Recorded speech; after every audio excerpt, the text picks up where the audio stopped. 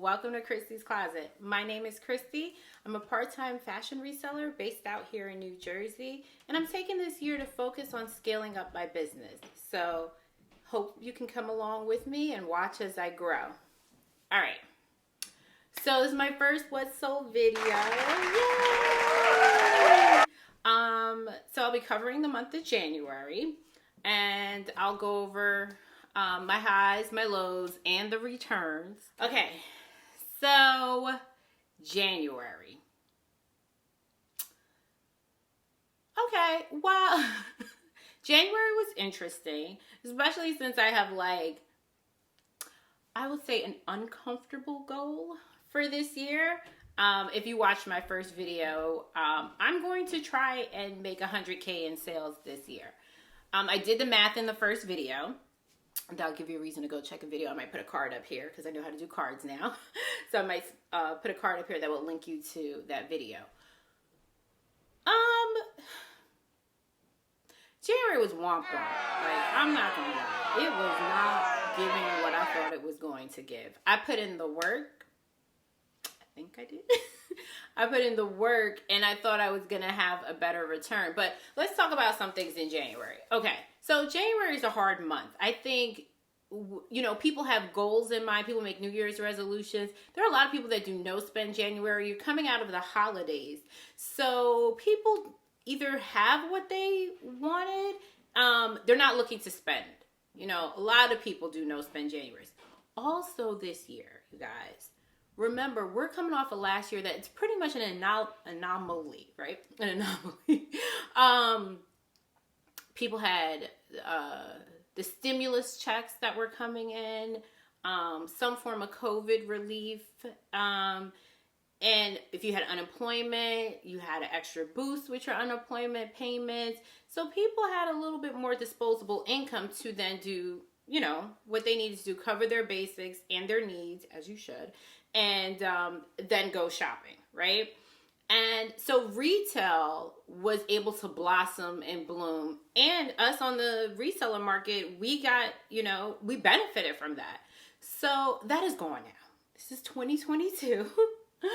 And those little provisions are removed from a lot of people. And so I just feel like people are more careful with what they're buying and what they're spending. But I say that with the fact that there has also been a push to purchase secondhand.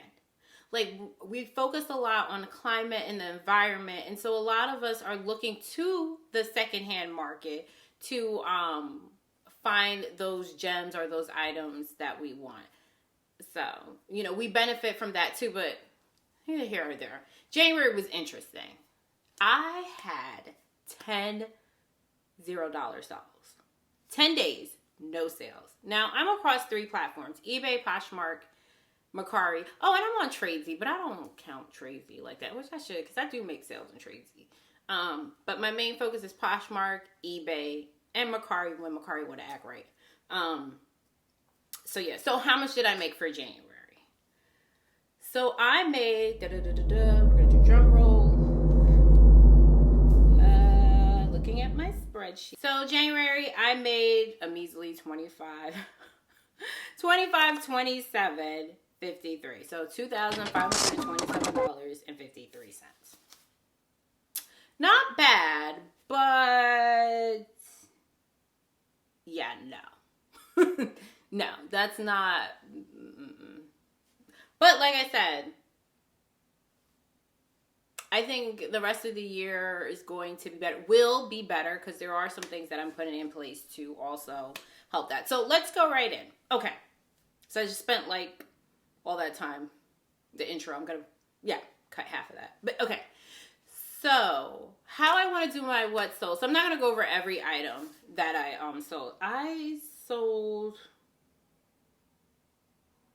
51 items. So I sold 51 items. That is not a lot. I sold 51 items in the month of January. I'm not going to go over 51 items. I'm going to pick 5 of the highest, 5 of the lowest ones that sold, a surprising sale, and then if I have returns, I'll talk about the returns too, right? So hopefully you can learn from that too. So you ready to dive in? All right, let's go. Okay, so I'll probably put a picture up here, or we might do a cutaway. I'm not sure yet, but we'll start. So going right into my highest sale for the month of January was, and just like that, the Manolos. Yes, those Manolos sold. They sold on eBay, and it's funny, so they sold twice. The first buyer didn't pay. And so they sold for, I had them listed for $299, and the first buyer offered $225, and it was shortly after I listed them. So I'm about fast sales. So if I post something up and by the afternoon you reach out to me about it, whatever offer you give me, I probably will take now, honestly. So $225, they sent me an offer, and they didn't pay. And I do not cancel when buyers don't pay. I don't care if it's a hot item. You gonna get dinged. You gonna get dinged. And tell me down below if they don't get dinged anymore. But you're gonna get dinged. I don't cancel nothing. I'll wait it out. So they didn't pay. I relisted it. Well, eBay relisted it. They canceled it, and then they relisted it for me. And someone reached out to me on eBay. It was so funny, and they were like, "Will you accept $250 right now?" And then I sent them a message: If you pay right now, yes, I will. And they paid. They bought it. So they bought it for $250 plus ship. So I don't do free shipping on eBay. Everyone has to pay for shipping. That's they'll pay the amount for that. So those sold they sold again for $250.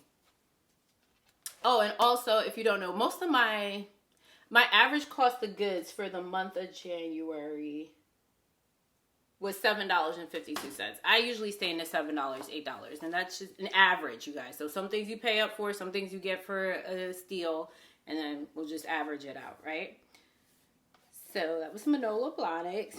Next up, I sold a lot of items. Okay, let me change that. My top 5. No, I sold a lot of items from that Quick Lots box. I gave that Quick Lots box like a lot of flack. I was talking about it. Like, I don't like it. I sold so much from it, so sorry, Quick Lots, you're pretty good. So the next one up was the La Femme gown. And I'll put a picture up on that. It was pretty. It's a pretty gown. That sold on eBay too for $160 plus ship. I don't have much to say about that. Next up, I was surprised about this. Is the Alice and Olivia jumpsuit.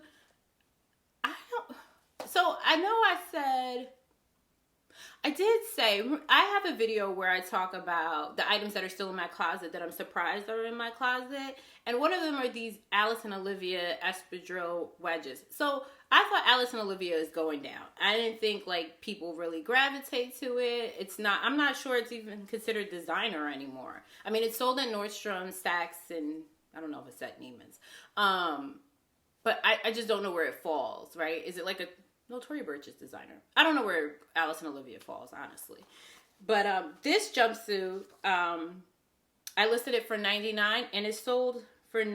I didn't pick where it sold on.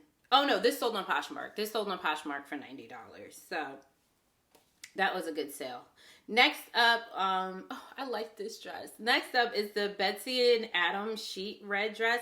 So this dress was cool. This dress had like a, I can't think of the word now.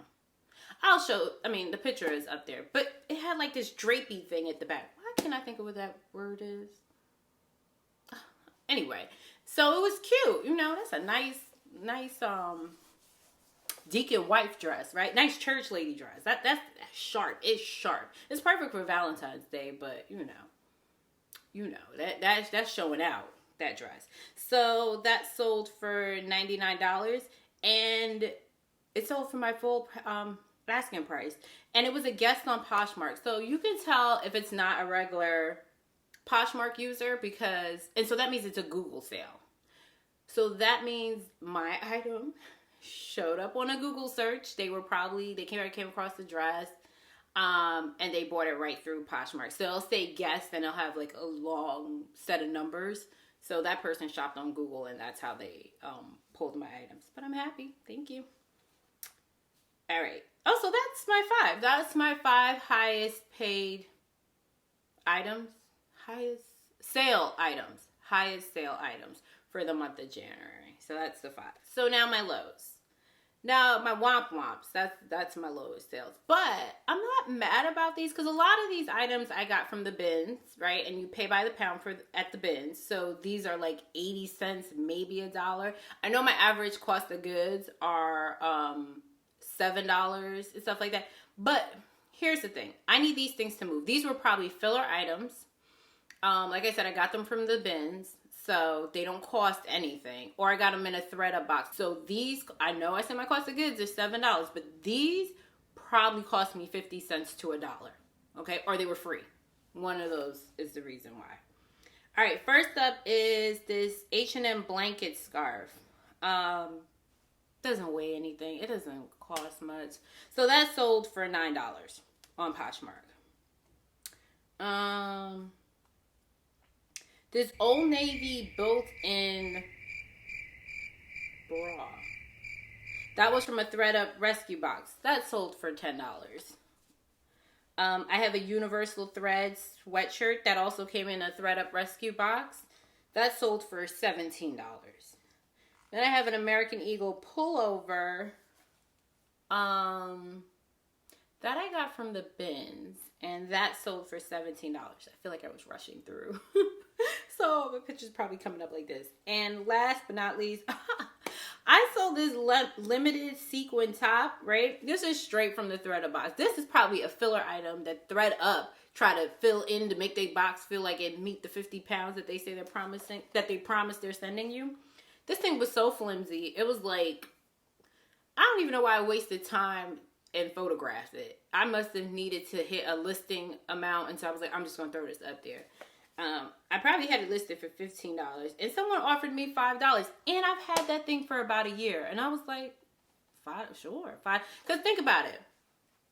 Not only are they paying $5, they gotta pay $5 sales tax and shipping. Now I know I gotta pay taxes on the sale, but still, that's all the stuff they're paying for a little flimsy. So that's, I guess that's how they equal out the $15, you know. But I was like, yeah, you can have it.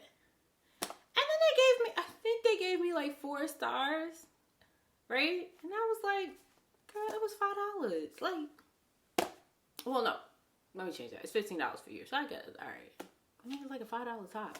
But whatever. I wouldn't even waste my time rating somebody for that. But that's just me. My surprise sale. You guys, remember those Azuri jeans? I want to say Azuri. It's probably Azure. But I'm going to say Azuri. No, it's Azuri. I think it's Azuri jeans. The ones that I said remind me of high school. Those bad boys sold on eBay. And I did say that the comps were showing like $20, $25. And I was like, I don't understand why. This is like straight 90s. Like, why is it for so low?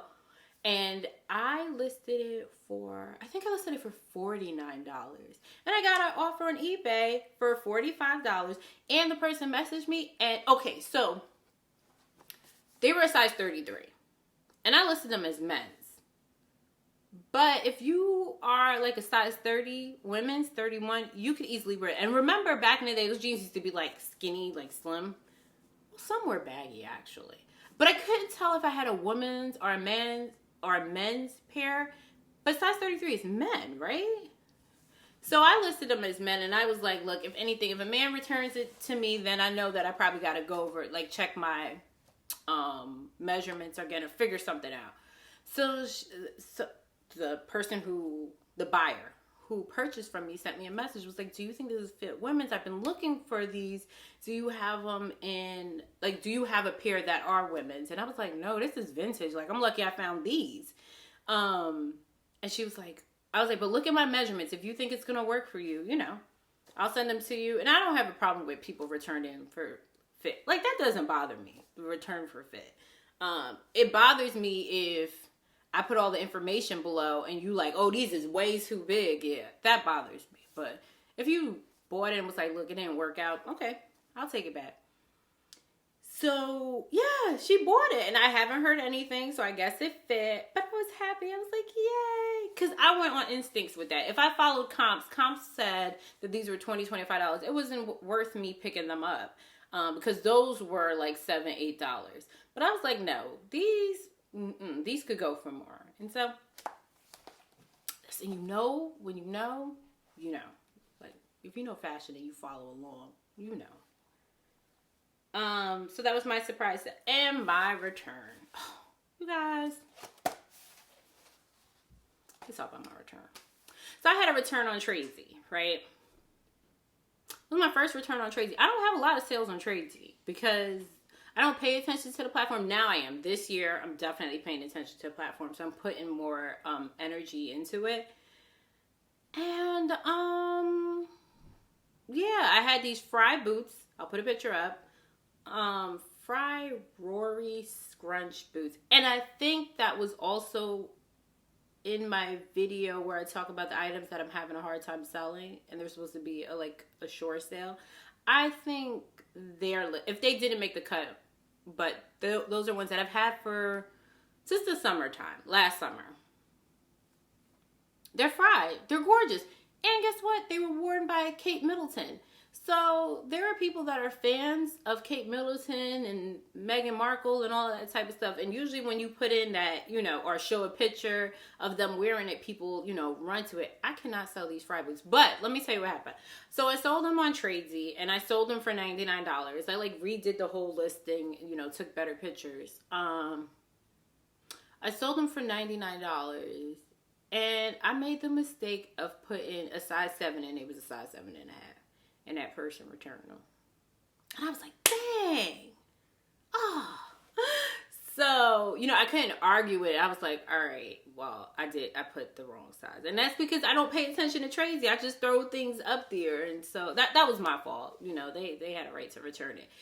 But the process to return something on Tradesy is, so your buyer mails it back to, I don't know, the Tradesy headquarter warehouse thing. They verify the condition to make sure, which, Poshmark and them other places need to do that too, to make sure the item is in, was in the condition that you listed it for. So to make sure no one has worn it, they haven't damaged it, and then they'll send it to you. But it literally took me 2 weeks to receive the return. Matter of fact, as I'm filming it, today was when I got the return. So it takes a while for them to process that through. So I also need to go through all my listings and Tradesy and make sure I have the right size so I don't have to go through that again. But, like I said, I wish the other platforms did that. I've had people wear stuff and return it to me. Oh, damaged. I don't even care I do care if you wear it. But yeah, return stuff damaged to me. But that was my what sold for January, you guys. Oh, so February. So I'm giving myself different challenges or different ways to work on growing the business. And I have a hard time listing, right? I list 3 to 5 items a day, but I'm also I have a full-time job. I'm a mom, a wife. There's a lot of things going on. And for this to be strictly a side hustle job, I can't have it take up so much of my time.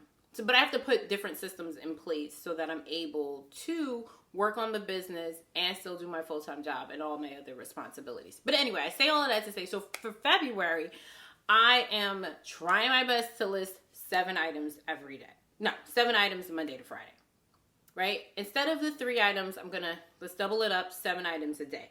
But what I want to do is I want to haul at least 2 to 3 times a week, which I usually don't do. I used to haul one day and then try to get everything for the week. And then I would divvy it up because I'm like, oh, I'm only listing 3, so it's more than enough. No. As soon as I get them in, 7 items, list them, and then we just keep moving. And so let's see what happens with me doing it that way. Whatever changes you make to, especially with reselling in these platforms, whatever changes you make, you'll see it 30 days later. So I'm doing this now for March and April, because people will have their income tax refunds and we'll be shopping again. And then spring happens, and then with the change of season, there's stuff that people want. So that's what I'm working on for February. My next video will be a haul. My next video will probably be a haul, but yeah. But thanks for tuning in. Come back next Sunday. Make sure you like and subscribe to follow with me so you can learn how to have a reselling business too. You guys have a wonderful week. Bye.